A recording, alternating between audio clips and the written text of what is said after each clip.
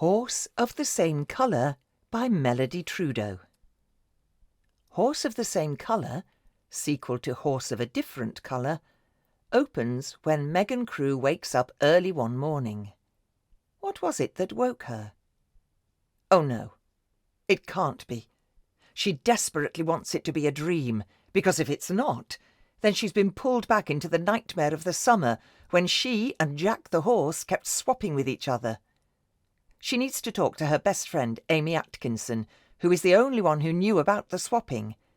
But it's an awkward time to ask for Amy's help. It will mean openly siding with Amy against the bully, Naylor O'Neill.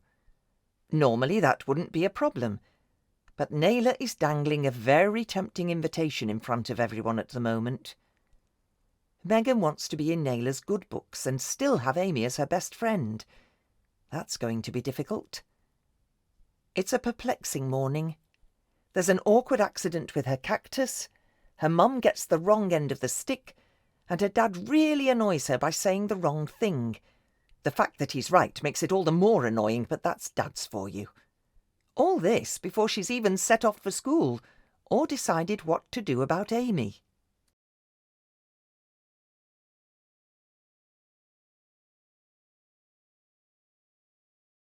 This is an excerpt from Horse of the Same Colour by Melodie Trudeaux, read by Lucy Bilton. Chapter 1. Spiders need their sleep too. Megan Crewe awoke with a jolt. Her bedroom was dark, with a soft glow from the landing light sneaking under the door. It didn't seem to be getting up time because she couldn't hear Dad complaining about the water pressure, or Mum saying, "Time to get up for school, Megan." What had woken her? Sometimes she had an exciting dream that made her zoom awake, but the dream picture in her head was a lorry stopping outside her house, and that wasn't exciting. Maybe she hadn't woken up yet. Slipping out of bed, she padded across to the window. The carpet felt like a real carpet under her feet, not a dream one. And there was the lorry, sitting just across the street, all battered with cracked paint showing orange from the streetlights. It had tiny windows close to the top, and something was moving about inside. It looked like a horse box. Megan shot it a narrow-eyed glare.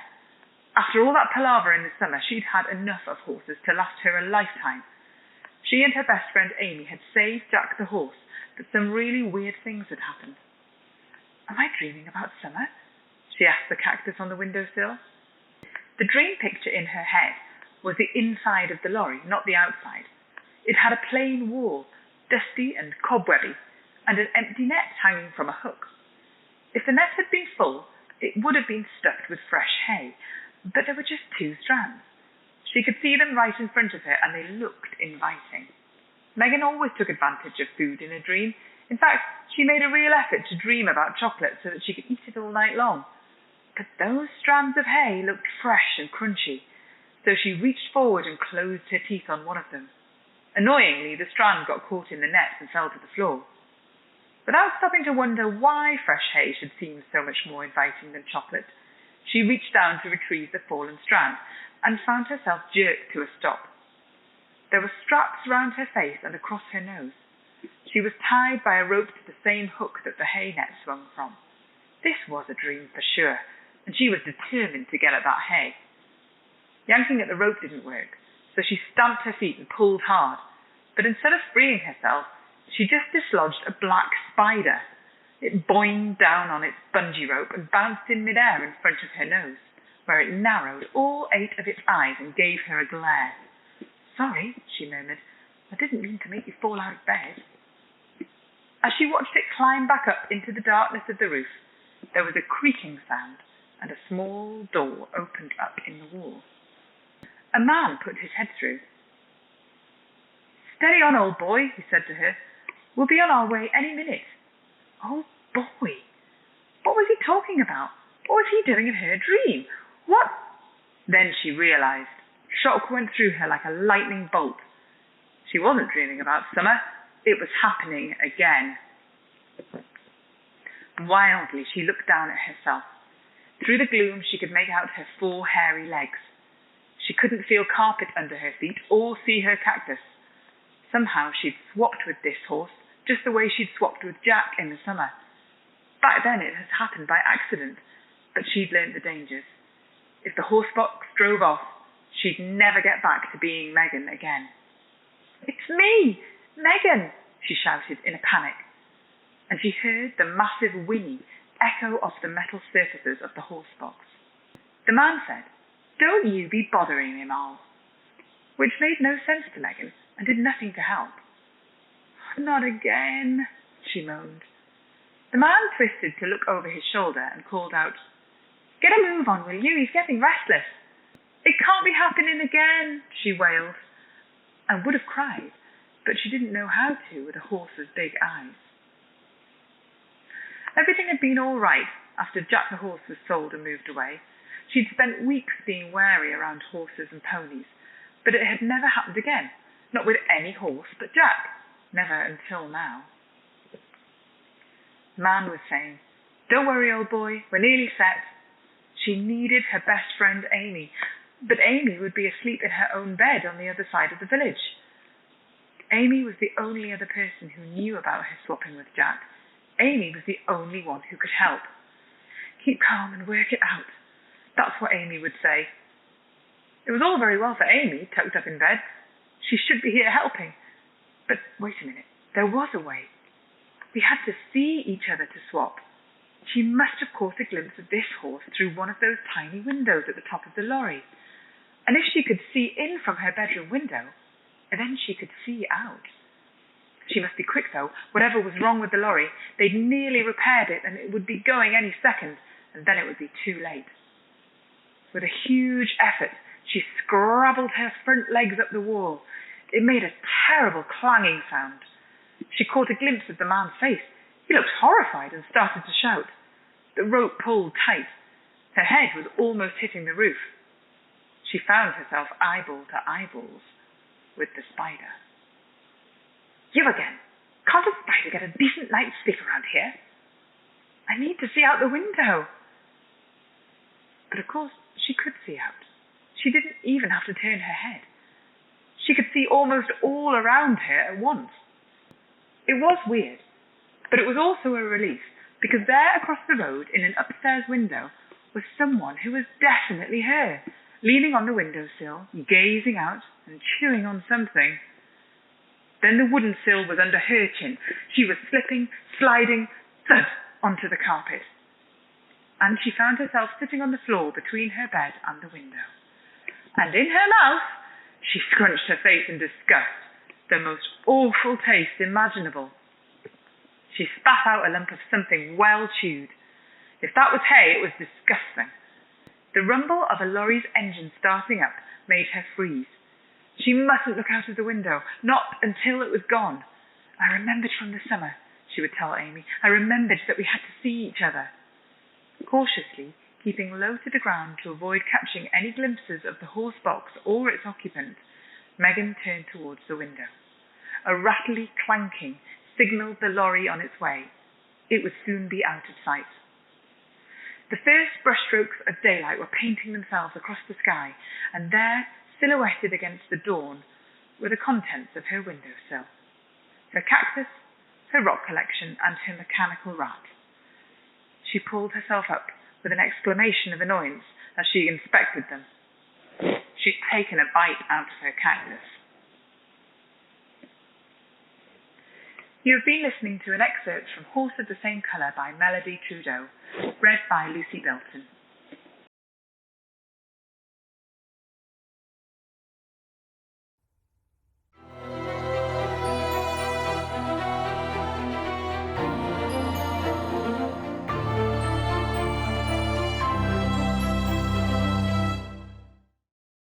Horse of a Different Colour by Melodie Trudeaux, read by Lucy Belton. Chapter 1. Chocolate and Grass.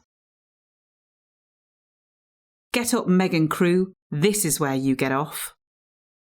Megan felt her arms gripped as she was hauled out of her seat and dragged down the bus. "Get off me, Naylor O'Neill," she screeched. "This isn't my stop." As she struggled and fought, Megan glimpsed Naylor's face, red and contorted as her captor screamed, "Grab her legs, she's kicking me!" Strong arms closed on Megan and bustled her down the aisle. There was nothing she could do. Now that Naylor was bus monitor, she and her gang decided where people got off. And it was no good appealing to the bus driver. He just snapped bad words and muttered, "Kids," to himself. Megan called out anyway, "Amy, help me!" and heard a loud burst of laughter from Naylor. "Well, I suppose I deserve that," she thought, as they pushed her off the bus and into the lane. Naylor was the strongest girl in the class. No way Amy could stand up to her. Naylor's grinning face looked out at her as the doors swung shut. This was all because Naylor had heard her say she thought the lane was creepy, and now she'd have to walk all the way down it on her own. She pulled herself to her feet and bashed her hands down her skirt and sweatshirt. It would be even more unfair if she ended up in trouble for messing up her school clothes. As the bus swept off, she caught a glimpse of Amy being pushed back into her seat. Good old Amy for trying to get off too, but she hadn't a hope against Naylor's gang. No one was about, and despite the sunshine, the lane felt cool. "I don't care about walking down here on my own," Megan announced to the world, but her voice sounded thin. She hadn't gone more than a metre before a sound caught her attention. The pad, pad, pad of soft footsteps following her. She spun round. The lane lay empty behind her. Gritting her teeth, she strode on, head held high. No creepy old lane was going to scare her. That whisper of footfalls was just her imagination, and that sound like heavy breathing was just the rustle of the breeze. She gulped and speeded up. "I'm not scared of a silly old lane. I'm not scared of a silly old lane," she said over and over in her head. But as she sped up, her hand rummaged in her pocket for her phone. If she rang Amy, it would be like having someone here with her. Of course, it would only work if Amy had her phone. Megan crossed her fingers for luck on that one. Amy was the most phone-forgetful person she'd ever known, except for Amy's mum, who was just as bad. Amy's dad was always pulling at his hair and shouting things like, "I'm surprised you've remembered your own heads." Then a wonderful thing happened. Instead of closing on her phone, Megan's hand met something far nicer at the bottom of her pocket. The chocolate bar she and Amy had bought to eat on the way home. She'd kept it hidden while Naylor was around. And it was too bad about Amy, who wouldn't get any now, but she would understand. Eating chocolate would drive scary noises right out of her head. She stopped to pull it out. Pad, pad, pad. The chocolate bar was in her hand before she realised. Footsteps! Those weren't imaginary. They were loud and clear and coming closer.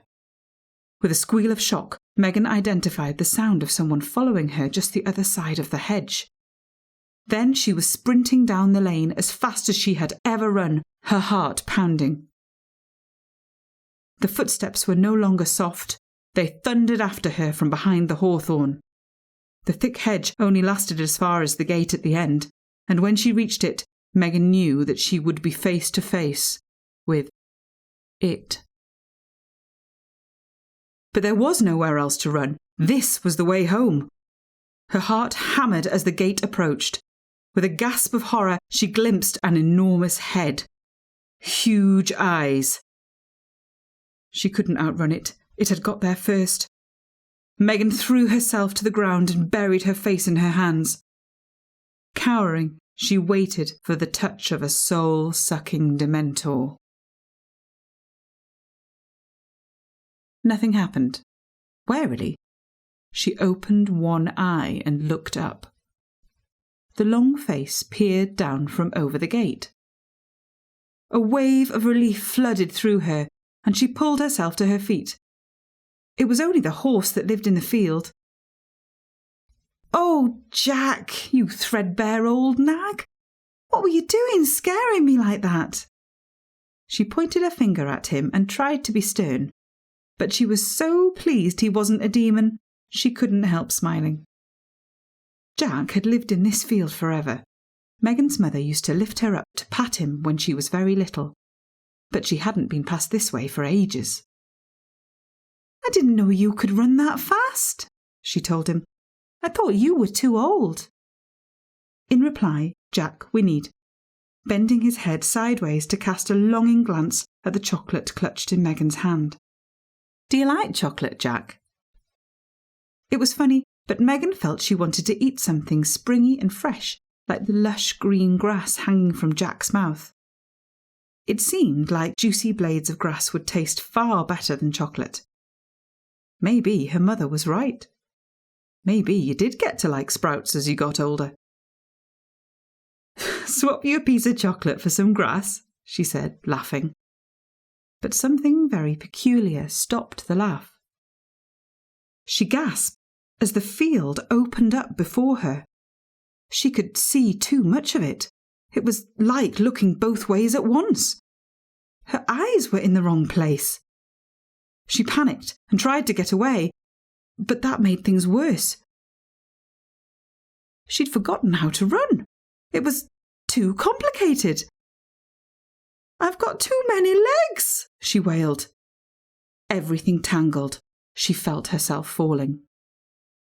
And as she landed in the mud, she heard Amy's voice. "Megan? Megan? Amy?" Megan lifted her head.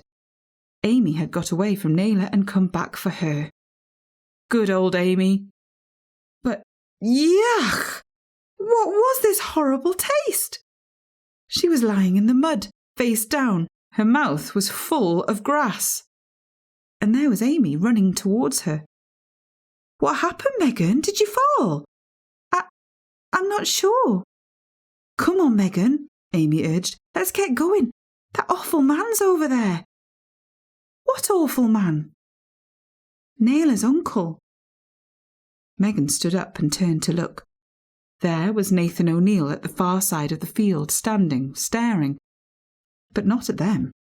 He was staring at Jack, who was churning the grass in an effort to get to his feet, and as covered in mud as Megan was.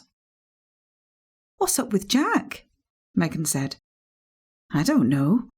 Amy cast anxious eyes towards Nathan O'Neill. "He just fell over."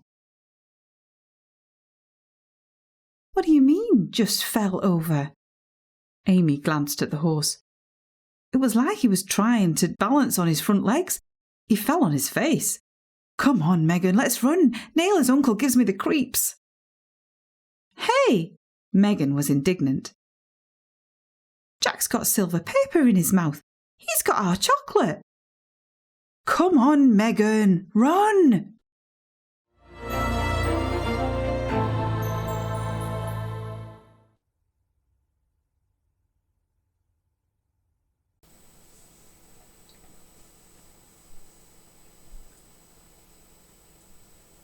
The horse of a different colour books, where did they come from?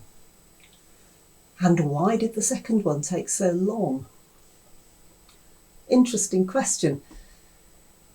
The first one's been an idea that I've nurtured, I don't know, probably not quite all my life, but since I was a young girl who was mad on ponies, I went through that phase. And I just had this idea about how wonderful it would be to be able to be the horse at times, to actually have the power to run that fast, to leap over fences, all sorts of things I thought of, the places you could go if you were a horse.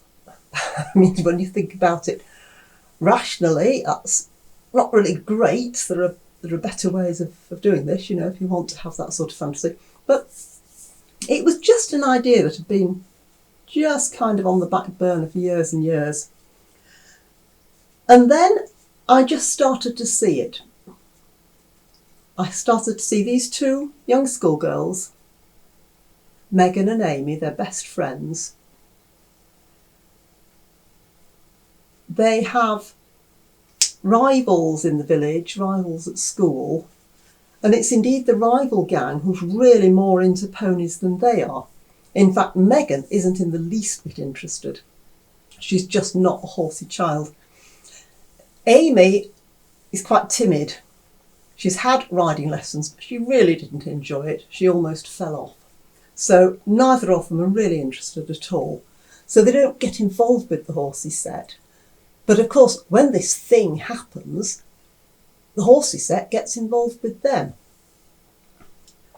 Megan suddenly finds that she has this, well, I was going to say power to swap with this particular horse called Jack, but she doesn't feel as though this is something that's in her power, because it doesn't happen when she wants it to happen. In fact, it takes her completely unawares, and it happens sometimes at the most inopportune moments. And while she is inside Jack's head and in control of his body, Jack the horse is inside her head and not even trying to be in any sort of proper control of her two legs. She finds it hard enough moving around with four. There's all sorts of scope around that. But there is the story of the rival gangs. There's the story of there's the baddie, who's the uncle of the main antagonist in the book, and his nefarious plans, which they don't quite understand, but they do realise are going to cause great harm. And really it just lays the way open for all kinds of adventures while these things are going on. I don't particularly want to go into spoilers and things, but you know, there's the comparisons between favourite foods like chocolate and grass, and there's the what happens when Megan actually really needs to be able to swap and become Jack, or indeed really needs to be able to swap back. And it does get a little bit dark towards the end, but they get through it, all is well. And I left it there, and the idea for the second book started to germinate almost as soon as that book was on the shelves. There was clearly more that was going to happen. It had wrapped up, and it had wrapped up nicely. And we got a good ending, everybody was okay, and it had all turned out for the best. But I'd started off with this world that had this fantasy thread going through it. The horse and the girl who swapped. And I wanted to do more with it. And I started to think about all the usual kind of things that happen with fantasy horses and the stories that we used to read when we were smaller about Pegasus and Twinkie and there were unicorns, seahorses. Not suggesting that seahorses are fantasy creatures, but I mean fantasy versions thereof. And the idea just started to grow, just a little bit. But one of the problems, of course, writing with a pseudonym, is that although Melodie had another book to write and needed to be thinking about it, Penny also had other books to write and a job to do and a second job to do and travel and appointments and things. And there's only 24 hours in a day. So really, Melodie's book writing got somewhat pushed away. And so the idea was on the back burner all the time, which I find is a really good way, actually, of letting a book grow itself at the back of your mind to get the story straight. It's surprising when that happens how much of it is actually there when you do really start to write it. Now, what pushed me was, bizarrely enough, the COVID pandemic. So at the start of the pandemic, everybody got locked down round about March 2020, I think it would have been. A friend of mine approached me. Now, she is actually a riding instructor, works for the UK Pony Club, so she's really into this sort of world. Now, this is a time of year when they would normally be massively busy coming up to things like the half-term holidays and heading towards Easter. There will be loads and loads of pony club type things going on. There will be shows to go to and ponies to prepare and ponies to be polished up after their winter break and all this kind of thing. And all this had come to a crashing halt with the COVID lockdown. And so it wasn't something that I personally saw going on, but her, as a pony club instructor, of course, was seeing it firsthand and hearing it from all her friends. All these young children had been stopped in their tracks. The ponies weren't, obviously still had to be looked after, but they couldn't take them out, they couldn't take them to shows, they couldn't do this, couldn't do that. It was becoming a little bit of a nightmare and they were casting around things to do. Now, what she decided to do, or she was going to put forward the idea of running a creative writing competition, because she has run one before some years ago that was very successful. And she asked me if I'd help out with it and be a judge on it. So, of course, I said yes, that'd be fine. Now things moved on a bit. The Pony Club said, yes, please do that.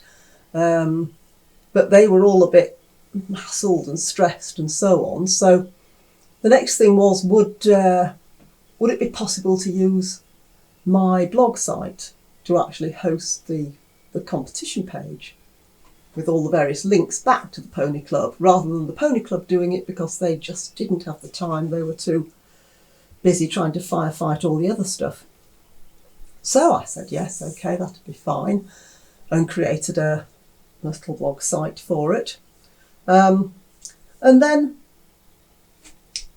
it was mentioned that in a previous creative writing competition she'd done, I had been persuaded to provide as a prize the option to name a pony in my next book, which was an interesting one because that was my book, not Melodie's, so a crime novel. So it required it did actually have a bit of a pony thread in it, but it wasn't really a horse book. But it worked fine. Yeah, great. So she sort of put this to me. Would I like to do that? So I thought, well, in principle, yes, but you know, the book I was writing at the time was it was more set in the world of shipping containers, and there were no animal transports or anything. And I don't really think you give as a prize the, name the carcass of a horse or something. If it was some kind of illegal meat trade, that wouldn't do. So I thought about this, and then I thought, well, actually, Melodie's overdue this second book. What if I offer this as a prize? Name an animal or name a character. I think I was careful to say name a character in Melodie's second book, in the sequel, because the horse of a different colour, the first book, had been used as prizes in quite a few of the local competitions and things. So the book was known around the place. Although this particular creative writing competition was a national one. So I said, okay, I'll do that. I mean, I agreed to this really without thinking it through. And it wasn't until later on I did start to think it through, because what she decided to do on the entry form for the competition, there were no cash prizes, or there weren't to be any cash prizes. That was the decision. But the people were asked to list, I think, their top 5 prizes. They got in half a dozen or so before the competition started. Name their top 5 prizes, and then they would try to allocate prizes on the basis of people's choice, and whether they came first, then they'd have first dibs on their first choice, that sort of thing. Now, by the time the competition was up and running, I've just moved back a little bit before that. There was a point where I realised that I might actually be letting myself in for a huge injection of cast members into this new book. Now, this is a short book. It already has a fixed cast. There isn't a great deal of room. I thought I can easily manage another 2 or 3 characters. That'll be fine. But somehow or other, the way things were actually developing, it suddenly looked as though I could be letting myself in for something rather more than that. Then I got to see the actual list of prizes that was going to be on offer.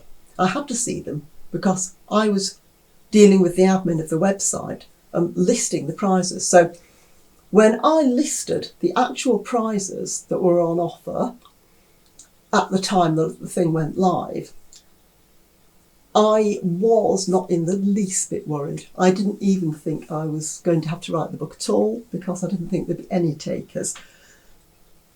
Now, the sort of prizes they were getting in were training days with Olympic medalists in 3-day eventing and show jumping, days out at the various big horse trials, days out with Olympic riders, going with them and their horses to events, training days with top trainers around the country, visits to racing yards. It was the sort of things that if you weren't into horses, there would be nothing at all that you'd be interested in. If you were interested in horses, then I think it would just be like a treasure chest. And these prizes just kept coming in. One person agreed to do something or other, and then that would lead to various other people offering. And these things came in from all over the country, literally all corners of the country. There were these amazing prizes on offer. I mean, we're talking about thousands of pounds worth of stuff, of visits, of all sorts. One of them, there was one that was a prize that wasn't specifically a horsey thing. And it was a weekend stay in a luxury holiday cottage. And that was earmarked as being the major prize to go to the overall prize winner. I think that was the one. And there may have been another prize, something like that, that was earmarked in the same way. But the rest of them were kind of up for grabs. So then the entries started coming in with all the lists, and obviously there were people keeping track of who was asking for what. And the entries kept coming in, and they kept coming in, and they kept coming in. And this was interesting in itself because the prediction was that children who ride ponies really aren't interested in writing at all. Well, don't you believe it? With this list of prizes on offer, they were very interested in writing. Another thing was that there was no entry fee for this competition, except that the entry fee was a donation to a charity, which was a nice idea. So the people who entered, what they did was they named the charity they donated to. They weren't obliged to say how much they'd given, but quite a few people actually put the charity receipts in with their entry forms. And there were hundreds of pounds in the end, going to a huge variety of charities. It was an amazing project overall. But, long story short, although it's a bit late for that, it's already been a long story long, got to the end of this thing, buried in entries. I begged a fellow writer who was experienced in this sort of stuff to help me out with the judging because there was so much of it. And we went through it, we long-listed, we short-listed, we got things sorted out. And now, because there were so many prizes, there were going to be a lot of prize winners. And apart from these masses of really big, amazing prizes, there were also a lot of little small prizes. And there were prizes that people were giving by region. Particular regions would win, best entry from such and such a pony club region would win things. So they all counted as prize winners. So basically, what I'd committed to was a new character in this book for every prize winner who would actually put this on their list. Now, my assumption was that nobody was going to write it down because of the quality of prizes on offer. How was that, a character in a book, how was that ever going to get up into anybody's top 5? Well, for me, it did. It made it into several top 5s. And there were prize winners. And I ended up with, at this right, 18 new characters to fit into this book. Well, there weren't 18 old characters. There weren't 18 characters in the cast overall. There wasn't room for 18 new characters. But as this was building, it wasn't sort of dumped on me right away. I got to see these lists. I got to look through. So I got to see this little tsunami building and coming towards me. And so my subconscious and me, we worked together, me, Melody and my subconscious, on this one, and found that, lo and behold, we'd already built an arc for this one. It was to do with this old myths about horses. And the idea at the back of my mind was, I wanted a myth that could turn out to be, well, I wanted to explain it. I wanted a very well-known myth about horses to come out. I wanted to explain it, but in completely pedestrian terms, to just show how actually this really fits into the day-to-day life of real horses living in real stables and real fields and being muddy and all this kind of thing, and to show how that happens, with also a nice veneer of magic round it as well. And that was the germ of the idea that then made me realise that I had already joined up the dots and I already had an extra cast of characters that were going to sit in this book. Now, admittedly, there weren't 17, 18, however many it was, but there were a lot. And they kind of came as a crowd scene, if you like. Now, if you've got a crowd of characters in a film, 99.9% of them will be extras, never named, no speaking parts, etc. But it's still a lot of characters. But the way that my little crowd scene worked was that it was almost what shall I say?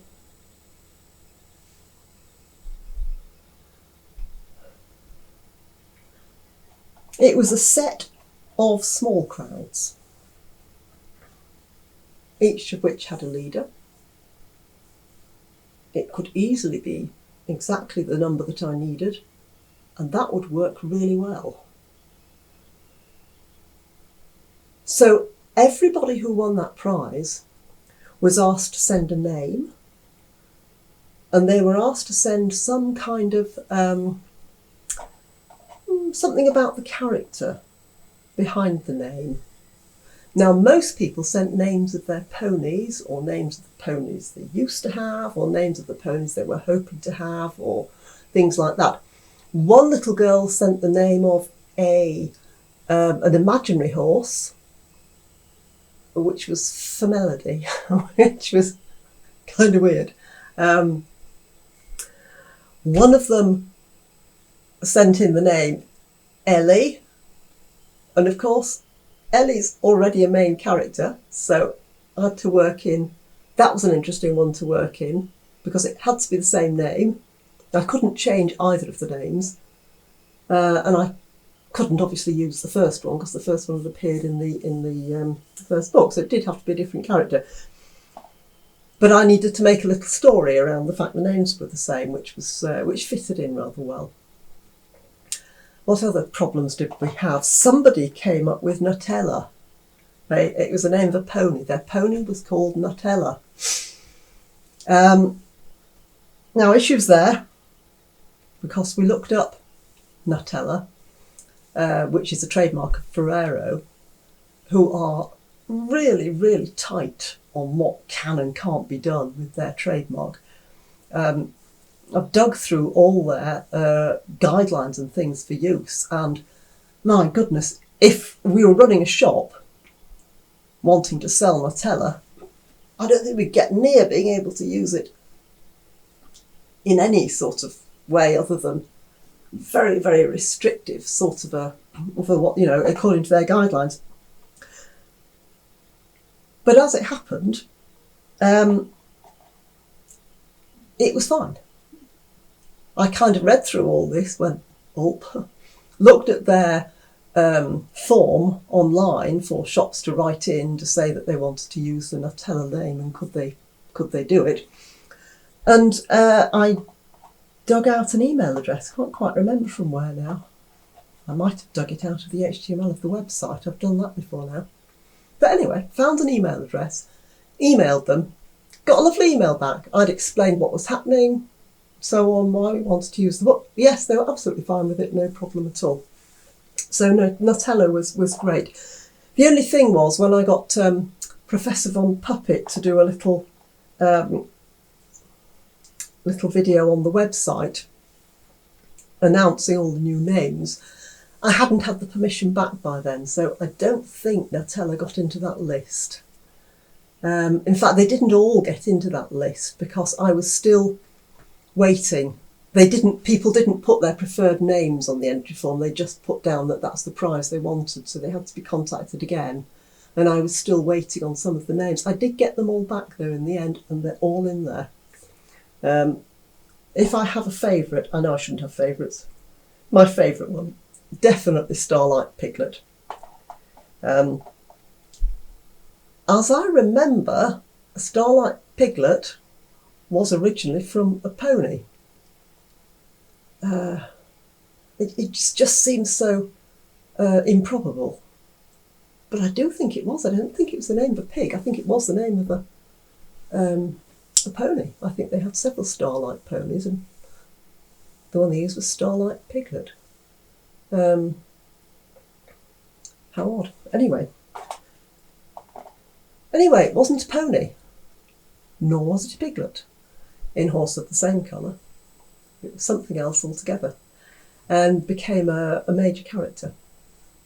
That was great. So it just came together.